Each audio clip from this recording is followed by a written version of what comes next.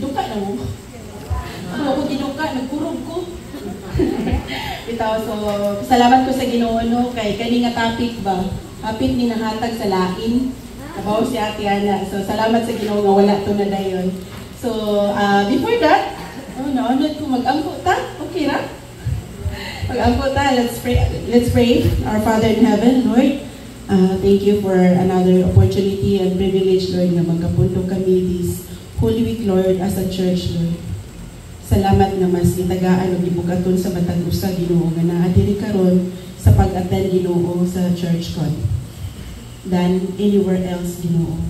Sama sa gibuhat sa uban, Lord, bakasyon sila, naglipay-lipay sila or nagpahulay sila even sa ilang panimalay. Pero kami Ginoo nga imong giluwas Ginoo.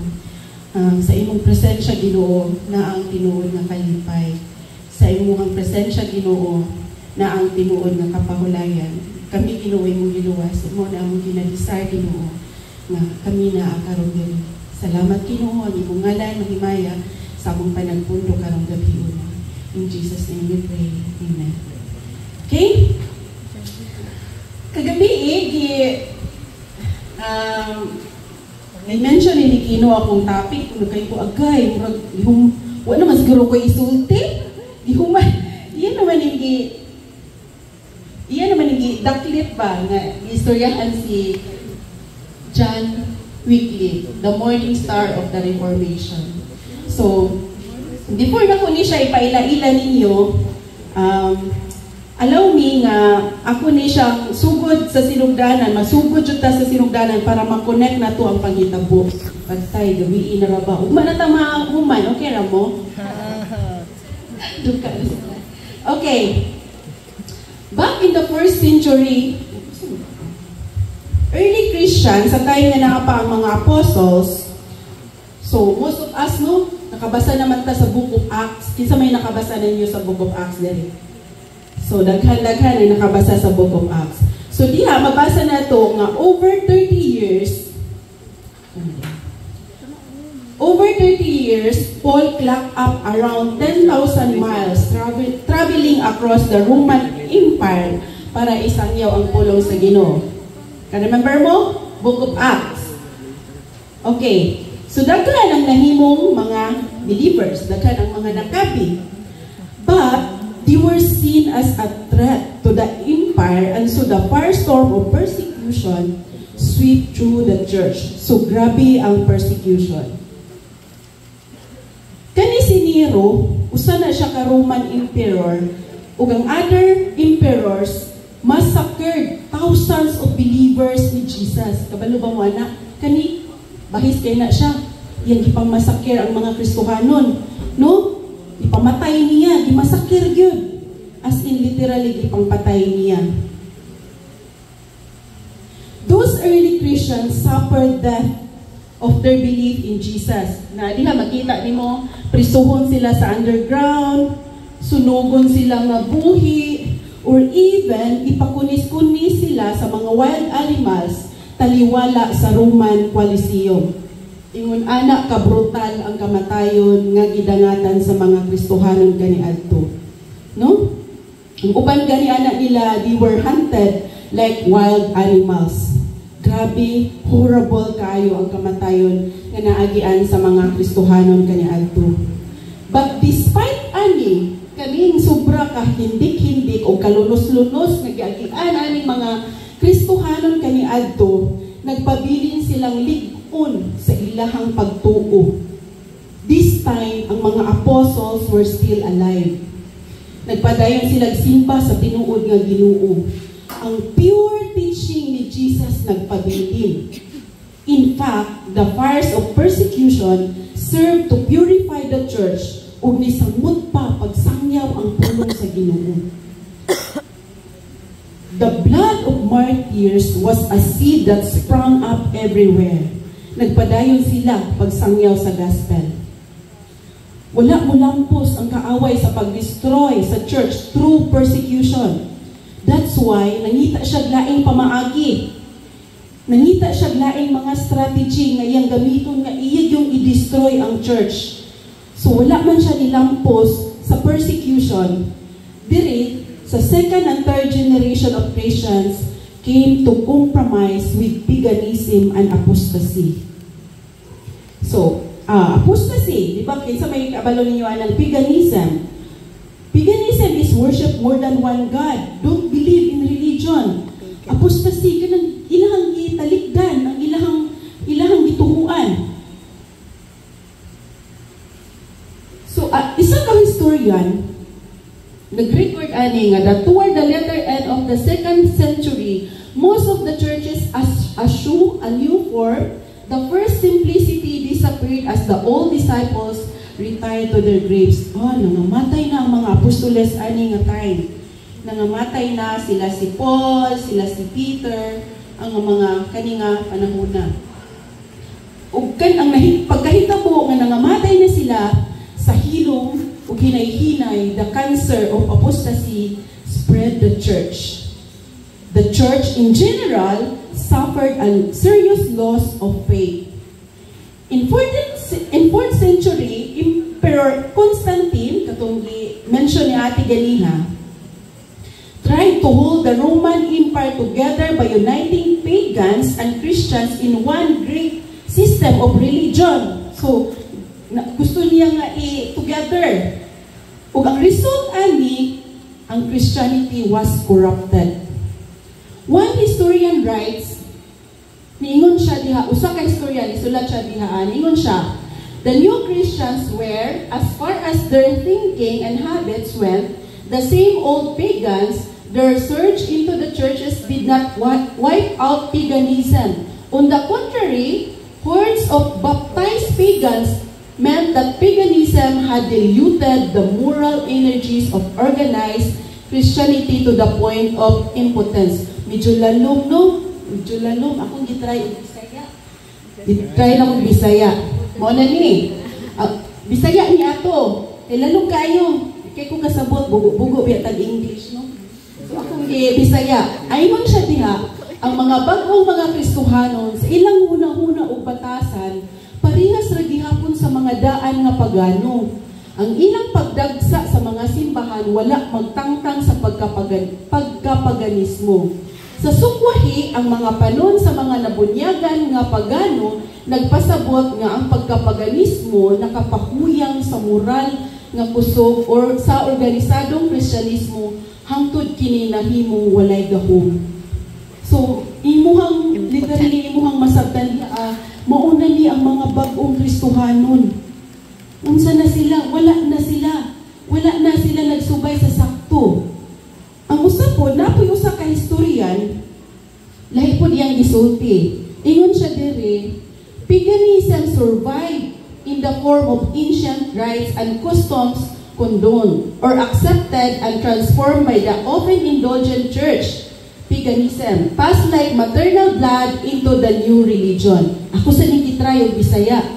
Ingon siya, ang pagkapaganismo nagpadayon sa purma sa karaang mga tulumanon o kostumbre nga gikonsinter o gidawat o gibag-o sa usa ka kanunay nga mapatunyahon nga simbahan. Paganismo gipasa sama sa dugo sa inahan ngadto sa bagong relihiyon. So mauna ni ang hulagway sa bag-o nga mga Kristohanon, no? Dili na, wala na makita ang ilahang pagka-Kristohanon.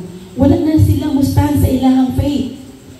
Tinuod, yes, ang false teaching crept into the church and many of the great truths Jesus gave were lost. Nagwala yun siya.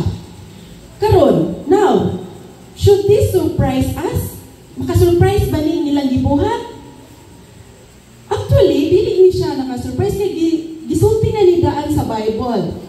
Sa 2 Peter 2:1-2, there will be false teachers among you who will secretly bring in destructive heresies, and many will follow their destructive ways. Exactly, this is exactly what took place, just as the Bible predicted. It didn't happen overnight. Wala na siya nahitabo overnight. Ang decay of truth took centuries. Pila man katuig ang usa ka centuries? 100, no? Ginagmay nga compromise kada adlaw ni resulta sa pagkawala na sakto nga pagtuo ug wala na sila ni subay sa kabubuton sa Ginoo. At first, ang enemy, which is si Satan, enemy ni God, tried to destroy the church with persecution. It didn't work. Wala siya nilampos. Kaya the more gilutos, the more sila mas ligon sa ilang faith sa Ginoo. And mas more sila nga spread. Ilang isangyaw ang pulong sa Ginoo. What Satan did was, he resorted to deception. Dangup siya sa pagpanglimbong. No? Dangup siya sa pagpanglimbong. Gihimo niya ang pagpanglimbong nga makapenetrate siya sa pagguba sa church. He resorted to deception. He determined to undermine Christianity from within using clever compromise and false teaching. Compromise, makamatay nga buhat. Kung dili nimo desisyonan nga hunungon. How often do we compromise? Hinumdumi nga this generation, it took centuries before siya completely na-lost ang ilahang faith. Centuries. 100 pila ka centuries. This time, si Satan milampos sa pagdaot, sa pagtuo, nga gitugyan niya sa iyang mga saints. The church had been corrupted. Instead of freely offering the gospel in Jesus, church turned religion into business. They began to sell forgiveness and salvation. Na ay siya price list. A price list was developed whereby the church sold forgiveness. No? Na siya price list. Kung the more ka daghang sala, o mas the more ka dako ubayaran. The more daghan magpakasala, maayo, the more nahimong dato kaayo ang simbahan. No? The church became the wealthiest, the more powerful organization in the world. Ang people ani were banned from reading the Bible. In fact, the death penalty was enforced to anyone na masakpan na magbasa og Bible. Wala, giban. In this way, corrupted church nagpabiling buta ug nga nagsunod sa sayop nga pagtulungan. Kabalo mo, kaning period of history is known as the Dark Ages. Pinakal. Ngit-ngit, kung mama sa una, kangit-ngit ba nimo, kangit-ngit pa sa alikitra ng imong kinabuhi. Dito ko ka-picture out kung saan ang alikitra. Ngit-ngit pa sa alikitra ng imong kinabuhi. Katong nga time, literally, ngit-ngit ang ilang kinabuhi. Not in spiritually. Ang tawag ato nga history nga period is Dark Ages. When it seems the darkness will never end, the morning stars appears. Diri na atong hero maabot. John Wycliffe, muna siyang gitawag og the morning star of the Reformation. So when it seems that the darkness will never end, the morning star appears. It's a messenger of hope that promises light as a new day approaches, and just so a new day began to dawn. God in His mercy sent messengers to reform the church. O kani mao si John Wycliffe nga gitawag og the morning star of the Reformation. So halos anang bantugan ng mga reformers came within the established church. Heritage itself o kalabanan nila kay mga pari. They didn't set out to form new denomination, nor did they seek to break established church. Rather, they passionately desired that the church could need reform from within and correct the abuses that have crept in over generations. Wala na gyud na sila ilaing kanang tuyo og tumumba nga makorek ang tanang sayop nga pagtulunan using the word of God. So si John Wycliffe was an English priest and leading philosopher of 14th century who spent most of his career as a scholar and professor of Oxford University. So kaning Oxford University was the most outstanding university in the world. At that time, he became master of Balliol College. Kaning Balliol College, one of the Oxford 5 halls, where he lectured on the Bible. So he began to study the Bible nga in deep good, kanang lalong na good ba? So he's discovered that the church was teaching doctrines and practices that he couldn't find anywhere in the Bible. So notice niya, uy, di man, wala man sa pagtulunan, wala man sa Bible, isuwat ang hindi pang, sounds familiar, no? Di ba? Daghan man, kung ako dugay ko na Catholic for 14 years. So, diyan mo ma-notice po nga kung mabasa sila, so lahi ang pagpanudlo ang ilahang libuhat. Kung mabasa sila sa Bible, dili na mo ilang i-explain. Usual, ang ilahang own nga personal nila nga experience mo ilahang i-share. Dili yun nila i-dig-in ang Bible. Okay, so while studying and lecturing here at Oxford, Wycliffe also discovered that the Bible was given by God to everyone. Sa una, matod panikino, which is true, that the Bible were written in Latin o kabalo ba mo nga ang Bible sa una nakakadina lang na siya sa monastery walls. Nakakadina na siya, ha?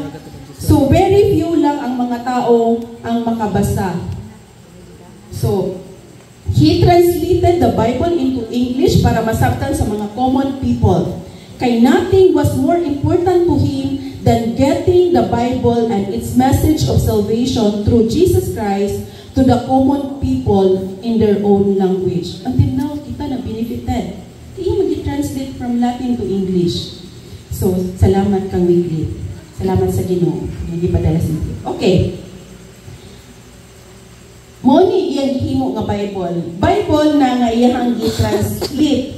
Wycliffe began to preach against the false teaching of the church and also against its corruption and abuses. So mo niya mga nakita nga mga sayop nga gibuhat sa simbahan. Kaning papal authority, yan ang gi-argued against the Pope's claims to supreme authority. So makita man jud nato nga ang Bible nagsulti nga Jesus is the head of the church, not human being. So iyan ang gi-contradict. Uy, dili. Kaya ang papal mo ni angkod man siya nga siya mo yung authority, but ni stand yun si Wycliffe nga sulti siya nga dili na maisulti sa Bible. So, church wealth and corruption. So, makita nyo na ito diha ang nasaksihan manggod niya unsa ka klase nga corruption sulod sa simbahan. So, iya yun ang disagree yun na, ulat yun na niya gi-agreehan ba nga, di siya ni maayo.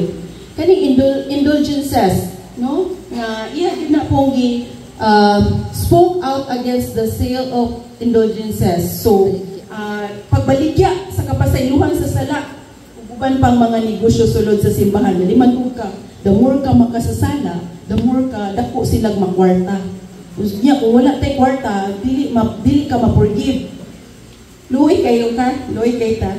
So, he claimed that God alone can forgive sins and the Bible alone is the authority in all religious matter. Ug kani sang transubstantiation. Transubstantiation.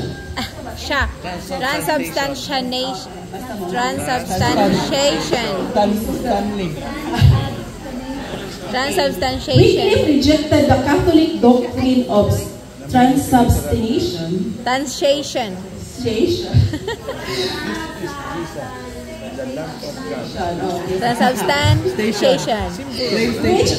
Which states that during Eucharist, ang pagtungo sa Catholic ba, nga ang bread kuno ug wine are miraculously transformed into the body and blood of Christ. Transform. Di ba na mao? Wycliffe, di ba na mao? Nag-believe siya nga the real presence of Christ in the Eucharist but not through physical transformation of the elements. Iyahan ang correct. Iyahan ang dili siya nag-agree anang gibuhat sa mga nila sa kanang Catholic doctrine. So ganing gibuhat ni Wycliffe nga pag-stand jud niya sa truth kung unsa iyang nakatunan sa iyang pagbasa sa Bible. Nakapasilaob sa kasuko sa mga kadagkuan. Siyempre, yahay sila, no? O tungod ani, he vanished from his post at Oxford and sent his pastor to the Church of Lutherworth. Dito siya gipalabay. So good thing, samtang naa siya dito, or blessing in disguise, dito siya dito niya gihuman o translate ang Bible. Dito siya. So daghan sa mga students ni Wycliffe sa Oxford nga iyahang naay nisunod niya dito, o he trained them to become traveling preachers and sent them out to preach a simple message. Mo na gitawag og the Lollards. Mo na mga followers ni Wycliffe. So ganing Lollards, because of their services revolve around reading the scriptures. Wala na gina sila ilaing pagpanudlo, kundi ang ilang basis kay ang Bible. The simple good news about Jesus in the language of the people based on the Bible. Mo ginara ilang message. Wala na gina nila gipunan, gikuhaan, gidungagan, just the Bible. So he was condemned by the established church and died of a stroke in 1384. Namatay siya. Na-stroke. No? Around 56 years old niyang pangidaron. Bata pa, no? 56 years old, bata pa. Ako kay grasya sa Ginoo, si nanay, 70 kapi naman, si nanay Maura. Naligon pagkat gihapon, grasya sa Ginoo. Pero siya, 56 years old, namatay siya sa stroke. Pero bisan sa iyang pagkamatay, namatay siya, ang iyang mga writings and influence continued so strongly. Wala yun siya na wala. He was formally condemned by the church again 30 years later. Suko yun kayo sila ni Wycliffe. Nunod yun sa bukong ilang kalagot ni Wycliffe. So ang kadagkuhan sa simbahan, naghatag og order nga ang tanan niyang mga sinulat, kinahanglan i-destroy. So nogon, even, katong i-mention ni Kino, even iyang lubnganan, ilang ipakubkob. Ipakubkob nila, niya gisunog, iyang mga buko, gisunog niya ang mga abo, ilang ipalabay dito sa River Swift para dili na siya mahinumduman hangtod sa hangtod. Grabe, no? Grabe sila ka, inaanak ka salbahis. So, mauto ilang pagtuo nga, ato yung sunungkon, tanan, aron dili na di siya mahinumduman. Muna ilang plano, pero ang Ginoo na ay po'y plano. Mas maayo ang plano sa Ginoo. Kung unsa ilang plano, labaw pa ang plano sa Ginoo. Pero maayo kay ang Ginoo na agad siya yung mga gigamit nga mga tao, na siya gigamit nga mga tao nga wala gid na stop ang trabaho ni Wycliffe. So dihaan na ni kani si Anne of usa ka beautiful Bohemian princess nga pangalan kay si Princess Anne of Bohemia. Kani si Princess Anne nagdako ni siya sa Prague Castle. Kaning Prague Castle mao ni ang pinaka-largest ancient castle in the world. Usa siya ka eldest daughter ni Emperor Charles IV of the Holy Roman Empire. So kani si Princess Anne naminyo siya og taga England nga si Richard II. Mo ni iyang nabana. Unya si Wycliffe kay England ba to siya. So si Anne og si Richard nagminyo. 2 days after sa ilang kasal, nag-crown si Princess Anne o nahimo siyang Queen of England. Kani si Princess Anne, kita ka na siya gigunit-gunit nga Bible. Bright kayo siya nga, intelligent young woman. Unya, ginang treasure ang gisuwat, gi-translate ni Wycliffe. Na siya copy. So, ginang dala-dala og she loved to read and study it sa Bible nga gi-translate ni Wycliffe. So, katong time nga wala pa namatay si Wycliffe, kani si Queen Anne or si Princess Anne, kay nahimo naman siyang Queen of England after sa kasal ni Richard, iyang gi-encourage ang iyang mga kababayan nga Bohemian nga, alin mo diri sa Oxford o pag-study mo under ni Wycliffe. So many of them, naa siya mga writings and teachings, katong nga mga estudyante, ilahang gidala back to Prague.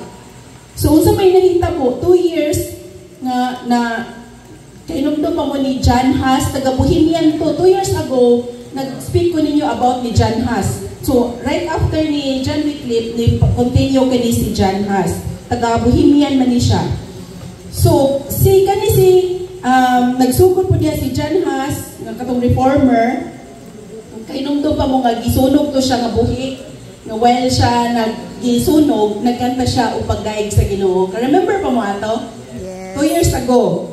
So, si John Wycliffe, nag-translate siya ang Bible from Latin to English, din ipadayon pa sa ang trabaho sa Ginoo tungod ani nga mga tao nga wala ni compromise no ug usa na ana kay apil pod si John Huss og damor pa or napay mga kaming pa nga gigamit ang Ginoo. So nagtuo ang mga kadagkuan sa simbahan nga ilahang mabanish, ilahang completely destroy tanan nga di na siya i-remember. Pero naana na sa mind sa Ginoo daan nga no. Ako ning gamiton, kani nga mga tao gamiton nako ni nga dili ni malimtan hangtod karon nga kita na benefited sa gibuhat ni John Wycliffe. Because nga naman wala siya ni compromise. No? One thing, kana gyud dako jud makaingon jud ko ba as I study this, nagtuuro jud ka ba nga ginagmay nimo nga pagka-compromise. Pareho nila hinay. It took centuries before sila na completely na destroy ang ilang faith. Kung nitawag sila dark ages, kita po kung hinay ang compromise ang mahitabo. One thing is for sure, no? Naagid na dangerous o consequences nga mahitabo o ipahamtang sa Ginoo sa atua. God hate it when we compromise our faith and spiritual stand. So sa last na ko, conclusion, so kana. Compromising in our walk and relationship with God is very wrong. As we Christians are tempted daily to do what everyone is doing. It takes the grace of God to survive. It is my prayer that we continue to walk faithfully and holding firm to what we believe. If you are living a life compromise, make the decision to stop today. As believers, we have been called out to live a life that holy and acceptable unto the Lord. Do not hesitate to ask God for mercy. So let us pray. Our Father in heaven, salamat Ginoo sa imong mga pahimangno kanamo, Lord. Nga magpabilin kaming lig-on sa among espirituhanong kinabuhi ug dili kami magpahipuyon sa tanang kalibutanong pagkinabuhi. Tabangi kami, O Lord, lig-on na kami Ginoo nga among kang i-priority sa among kinabuhi. Ug among jung pilion nga moobey kanimo sa tanang aspeto sa among kinabuhi, Lord. Tabangi kami, Ama. Dalay ko lang imong ngalan, Ginoo. In Jesus' name I pray. Amen.